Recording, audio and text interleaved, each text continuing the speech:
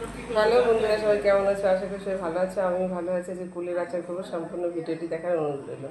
আচার করবো বন্ধুরা, তার জন্য আমি কুল নিয়েছি। কুলগুলোকে একটু ফাটিয়ে নিয়েছি, এবার গরম জলে ভিজিয়ে রাখবো। আচারের জন্য আমি একটা মশলা বানিয়ে নেবো। তার জন্য নিয়েছি শুকনো লঙ্কা পরিমাণ মতন, 1 চামচ জিরে, 1 চামচ হলো গিয়ে ধনে, 1 চামচ হলো গিয়ে পাঁচফোড়ন। কড়াইটা আমার গরম হয়ে গেছে, এবার মশলাগুলো আমি ভেজে নেব। মশলাটা আমার অনেকটা ভাজা হয়ে গেছে, এবার আমি মৌরি দিয়ে দেবো।